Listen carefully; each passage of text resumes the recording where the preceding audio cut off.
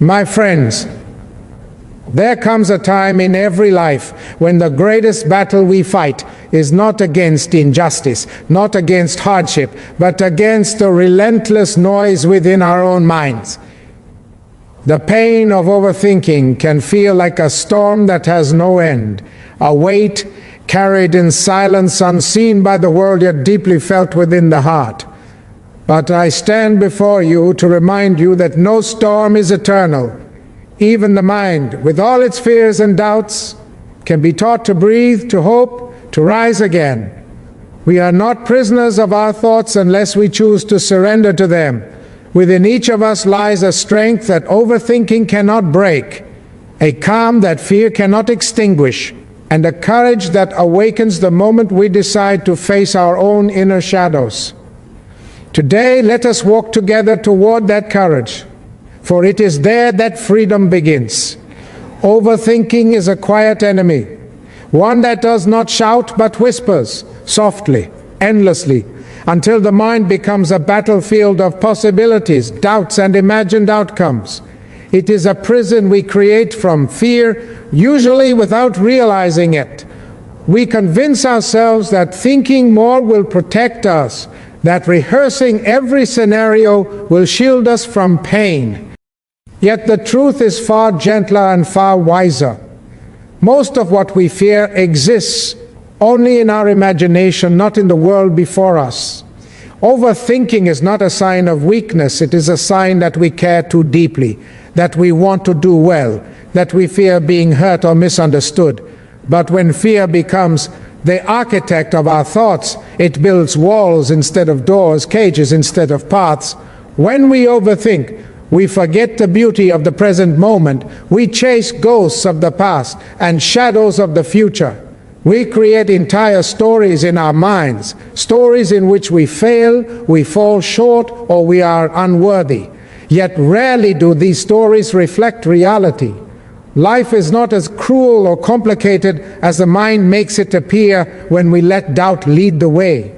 Many of our fears dissolve once we step into action, once we face life as it truly is and not as our anxious thoughts portray it. There is power in recognizing that thoughts are not commands. They are possibilities, nothing more. They do not define us. They do not control us unless we hand them the keys. To free ourselves from this inner prison, we must begin with compassion. The world teaches us to be strong, to be certain, to be confident. But it does not teach us to be gentle with ourselves. Alain de Botton reminds us that self-understanding is a form of strength, a way of reclaiming inner peace. When we understand our fears, we realize that they are often rooted in old wounds, old expectations, old hopes that were not fulfilled. Overthinking thrives where self-forgiveness is absent. When we forgive ourselves for being imperfect, for not always knowing, for stumbling as we learn, the mind slowly loosens its grip. Courage in this context is not loud or dramatic. It is quiet, steady, persistent. It is the choice to act even when the mind trembles with doubt. It is the decision to step forward, not because the fear has disappeared, but because we have decided it will no longer define our path. Overthinking loses its power when action begins. Every small step taken in truth weakens the hold of imagined fears. And so, the journey out of overthinking is a journey toward freedom. Freedom from illusion, freedom from inner chains, freedom to live with clarity and dignity. It is the rediscovery of the simple but profound truth that life meets us with opportunities, not threats, with possibilities, not punishments. When we rise above the storms of the mind, we discover that peace was never far away. It was waiting within us, ready to guide us toward a fuller, calmer, and more courageous life. Self-compassion is one of the greatest strengths a human being can cultivate, yet it is so often misunderstood. Many believe that being gentle with oneself is a sign of weakness, that harshness and self-criticism are necessary tools for growth. But the truth as thinkers like Alain de Botton remind us, is far more compassionate and far more powerful. We suffer not because we are weak, but because we are human. We are fragile, complex, and emotional beings carrying private battles the world may never see. To acknowledge this is not to surrender, it is to begin healing. When we overthink, we often become our own harshest critics. We replay our mistakes, magnify our flaws, and create unrealistic expectations of strength and certainty. We pressure ourselves to always know the right answer, to never fall, to remain composed even when life shakes us to the core. But such demands crush the spirit. Self-compassion offers a gentler path, one that recognizes our humanity instead of punishing it. It invites us to speak to ourselves as we would speak to a dear friend, with patience, with understanding, with kindness. Only then does the mind begin to soften, to release its grip on fear and doubt. To practice self-compassion is to remember that every human being is learning, including us. We are shaped by our past, by our wounds, by our hopes, by the lessons life has yet to teach us. Instead of blaming ourselves for not being perfect, we can acknowledge that imperfection is our shared condition. Great leaders, great thinkers, and great hearts have all stumbled. What set them apart was not perfection. It was the grace with which they forgave themselves and tried again. In the quiet dignity of self-compassion, we discover the courage to attempt, the courage to rise, and the courage to trust our journey. Self-compassion also weakens the chains of overthinking. When the mind believes it must earn its worth, through flawless choices, through unbroken certainty, through perfect outcomes, it spirals into anxiety. Every decision becomes a test.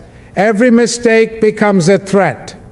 But when we accept that we are allowed to learn as we go, that making mistakes is part of the human story, the mind begins to relax. Overthinking fades when the fear of failure is replaced with the understanding that failure is not the end, it is merely a step toward growth. There is profound strength in treating oneself with kindness. It allows us to breathe again, to reflect clearly, to move forward without the weight of self-punishment. It teaches us that resilience does not grow from hardness. It grows from warmth, patience, and inner acceptance. To be compassionate with oneself is to reclaim dignity. It is to say, I am worthy, even in my uncertainty. I am deserving of peace, even in my struggle. I am human, and that is enough. Through this acceptance, we begin to liberate ourselves from the storms of the mind and step toward a calmer, more courageous life. Courage is often imagined as something loud, an act of defiance, a moment of triumph, a bold stand taken before the eyes of the world. Yet true courage, the kind that transforms a life from within, is born in the quietest moments of the human experience. It rises not from applause or recognition, but from the silent spaces where we confront our own doubts, fears, and uncertainties. In these private battles, where no one is watching and no praise is given, we discover the deepest kind of bravery, the courage to act even when our thoughts tremble, even when our mind fills with restless noise. This is the courage that frees us from the chains of overthinking. There are moments in life when the world seems overwhelming, when the decisions before us grow heavy, and when our thoughts pull us in 1,000 directions. In these moments, overthinking becomes a thick fog, obscuring our path and clouding our confidence. But it is precisely within this fog that courage begins to form. It forms when we take a breath and decide to move forward despite uncertainty. It forms when we choose trust over fear, action over rumination, hope over paralysis. No one else may see this choice, no applause may follow, but the human spirit grows stronger because of it. Quiet courage is not the absence of fear. It is the refusal to let fear dictate the direction of our lives. It is choosing to speak truth even when our voice is unsteady. It is stepping into a new chapter even when the ending is unclear. It is allowing ourselves to be vulnerable enough to try, knowing that failure is possible, yet believing that growth is also possible. Every small act of courage chips away at the fortress of overthinking, loosening its grip, weakening its influence. This courage is cultivated through patience with oneself. It is nurtured in moments of reflection, in the soft acceptance of our own humanity, when we allow ourselves to feel instead of suppress, to question instead of judge, to explore instead of fear. We begin to build a quiet strength within. Alain de Botton often reminds us that uncertainty is not an enemy, but a natural companion of meaningful lives. To embrace uncertainty with steady determination is to honor the truth that no great journey is free from doubt. The people we admire, the leaders who inspire, all walk through the same uncertainties. Their courage was crafted in the silence of their struggles long before the world saw their triumphs. And so courage created in quiet places becomes the foundation for a liberated mind. It breaks the cycle of overthinking by replacing fear with action. Gentle, deliberate, persistent action. It teaches us that clarity does not come before movement. It comes because of movement. In choosing to act, we reclaim our power. In choosing courage over fear, we discover that the world is far less threatening than our anxious thoughts once convinced us. The path forward opens, the fog lifts, and we learn that within us has always lived a strength deeper than our doubts and a light brighter than our fears. The human mind is a powerful storyteller. It can create visions of hope, but it can also construct illusions of fear. Illusions so vivid that they feel real, even when they have no foundation in truth. Overthinking thrives in this space where imagination and reality blur together. We begin to believe the stories our anxious thoughts create, stories that predict our failure, stories that magnify our weaknesses, stories that convince us that danger is everywhere. Yet most of these fears are shadows, not enemies. They look intimidating from a distance, but when examined closely, they fade into nothingness. To free ourselves from this mental turmoil, we must learn to separate imagination from reality.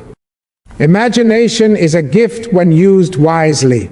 It allows us to dream, to envision new possibilities, to aspire toward better futures. But when imagination is hijacked by fear, it becomes a source of suffering. We start to assume the worst, to anticipate disappointment, to expect rejection before it even occurs. Our mind begins to treat these imagined fears as truths. We react not to what is happening, but to what we fear might happen. And in this way, we imprison ourselves within scenarios that have never taken place. To separate imagination from reality requires awareness. It begins when we pause and question the stories we tell ourselves. Instead of accepting every fearful thought as a fact, we learn to ask, is this real, or is this my mind trying to protect me through fear? This simple question holds great power.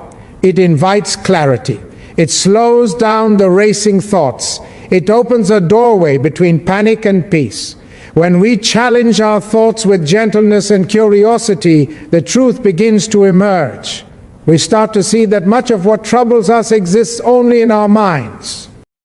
Alain de Botton often reminds us that the mind seeks certainty, and when it cannot find it, it invents its own explanations, many of them dark and inaccurate. These imagined explanations are not reflections of reality. They are reflections of our fears and past wounds. By recognizing this, we learn not to punish ourselves for overthinking, but to understand it.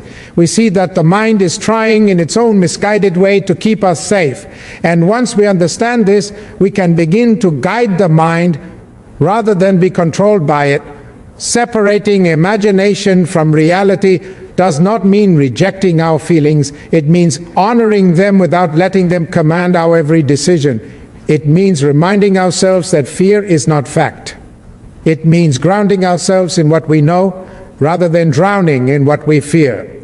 When we practice this daily, breathing, reflecting, questioning gently, we reclaim our power. We learn to respond to life as it is, not as our anxious thoughts portray it. In this clarity, peace begins to grow. We discover that the world is far kinder and far less threatening than the stories fear once told us. The shadows shrink, the path becomes clearer, and we walk forward with a mind no longer clouded by illusions, but guided by truth, awareness, and inner calm. Freedom is often spoken of as a political achievement, a triumph of nations, a victory of justice, a collective rise against forces that seek to confine the body. Yet there is another form of freedom, quieter and far more personal, that shapes the quality of every life, the freedom of the mind. This freedom is not granted by governments, nor taken away by oppressors. It lives within us, and it is challenged each time our thoughts become our captors. Overthinking, with its constant repetition of worries and fears, becomes a subtle form of imprisonment. It shackles our peace, limits our possibilities, and narrows the horizon of our potential. To rise above overthinking is to reclaim this internal sovereignty. It is to remember that we are not meant to live as victims of our own thoughts, nor as prisoners of imagined failures. True freedom begins when we recognize that we have the power to choose which thoughts deserve our attention and which do not. The mind may generate countless doubts, endless possibilities, and memories that stir anxiety. But we are not required to obey them.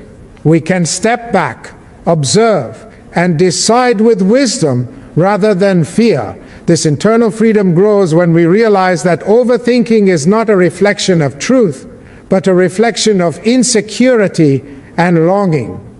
We overthink because we desire certainty in a world that offers none. We overthink because we fear missteps, as though perfection were the price of our worth. But the moment we accept that uncertainty is part of every meaningful journey, we loosen the chains of mental distress. We begin to breathe again. We begin to walk forward with steadiness, even when the path is unclear. Internal freedom is cultivated through presence. When we return our attention to the now, to what is real, to what is in front of us, we interrupt the cycle of imagined catastrophes. We learn to live moment by moment, step by step, anchored in experience rather than fear. The present moment becomes a sanctuary, a place where worries of the future cannot reach us and regrets of the past lose their power. In this sanctuary, clarity emerges. And with clarity comes dignity, the dignity of a mind no longer tormented by its own storms. To rise above overthinking is not to eliminate thoughts, but to transform our relationship with them. It is to look at a fearful thought and say, I see you, but I will not follow you.